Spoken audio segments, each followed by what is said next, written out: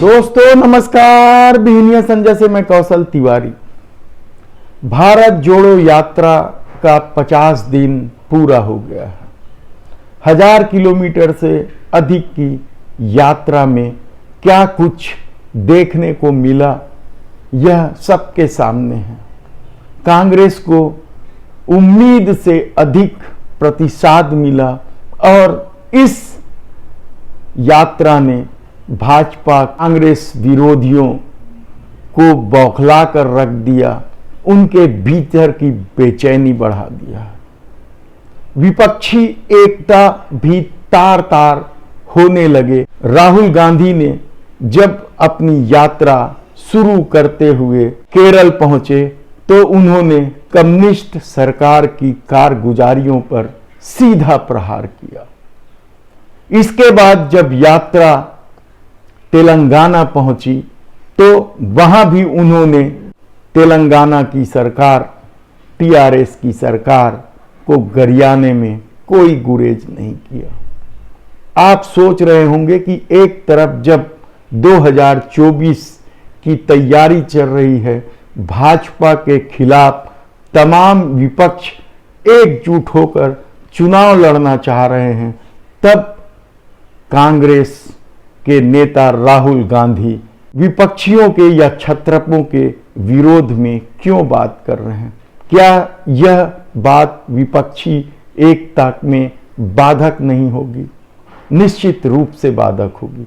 लेकिन राहुल गांधी जानते हैं कि विपक्षी एकता आसान नहीं है, बल्कि नामुमकिन है। ऐसी परिस्थिति में 2024 का चुनाव कांग्रेस को अकेले लड़ना है और भाजपा को हराना है। राहुल गांधी शायद यह बात पहले दिन से ही जानते रहे हैं, इसलिए उन्होंने विपक्ष पर भी प्रहार करने से कोई गुरेज नहीं किया और अपनी यात्रा को अनवरत जारी रखा। तो क्या 2024 के चुनाव में विपक्ष की एकता धराशायी हो जाएगी? कांग्रेस को अकेले लड़ना पड़ेगा? निश्चित रूप से, क्योंकि कांग्रेस की जड़ें हर राज्यों में मजबूत भले ही ना हो, लेकिन मौजूद तो जरूर है। ऐसी परिस्थिति में कांग्रेस के लिए क्षत्रपों के साथ समझौता करना हमेशा ही मुश्किल भरा सौदा रहा है, घाटे का सौदा रहा है। और राहुल गांधी ने यह बात पिछले कई विधानसभा चुनाव में महसूस भी किया है और यही वजह है कि वे जानते हैं कांग्रेस को अकेले लड़ना है और भाजपा से मुकाबला किस तरीके से करना है। इसीलिए जब एक तरफ भाजपा आसान राजनीति कर रही है, बांटकर चुनाव जीतने के लिए अनुकूल माहौल बना रही, लगातार ये भाजपा की कोशिश रही है।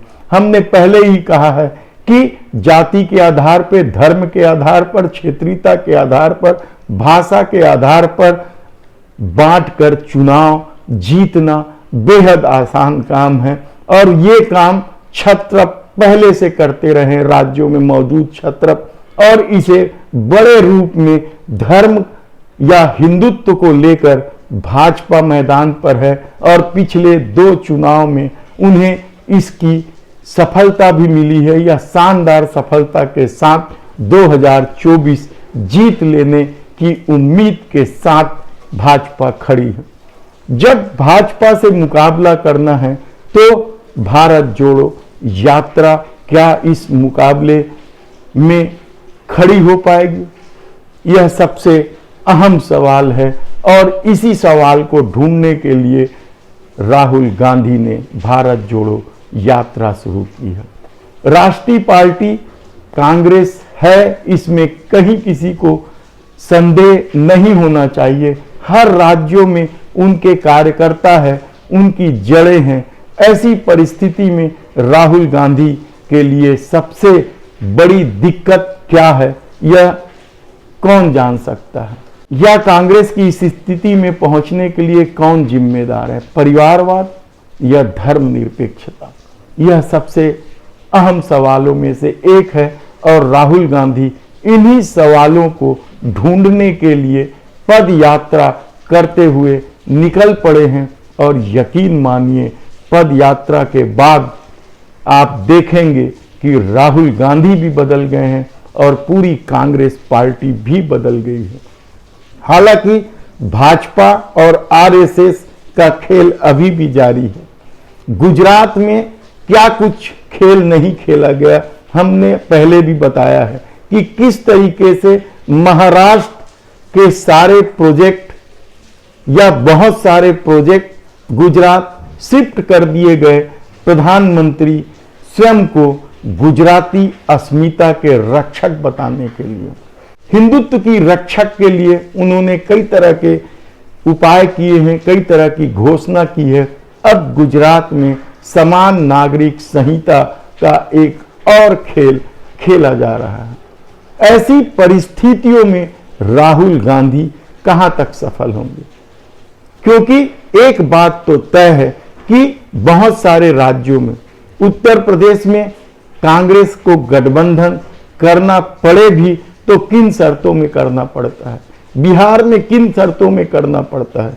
यानी देश के दो बड़े राज्यों में कांग्रेस की स्थिति यदि दयनीय हो चली है, तो क्या यह भारत जोड़ो यात्रा उस स्थिति से कांग्रेस को उबाल ले जाएगी।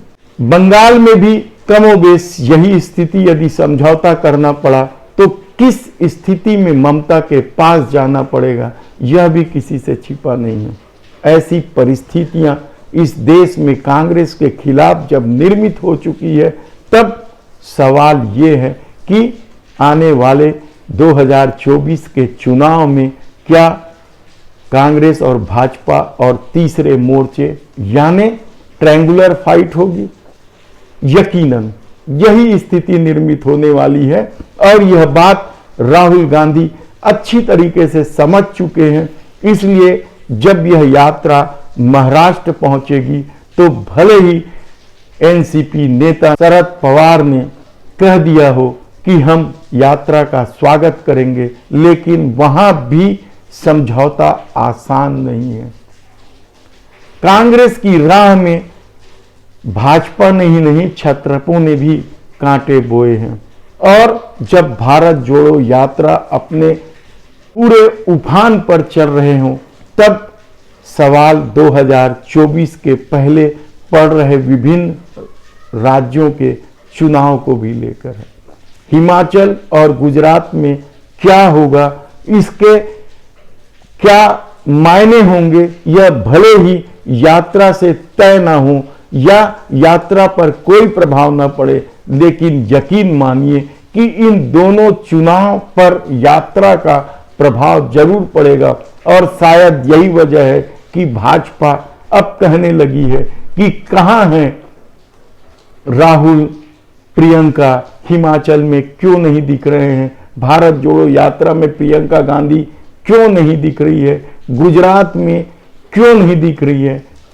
दरअसल कांग्रेस एक अलग तरह की पार्टी है, वह एक आंदोलन से उभरी पार्टी है और सही मायने में तो नेता के प्रभाव की पार्टी है कांग्रेस।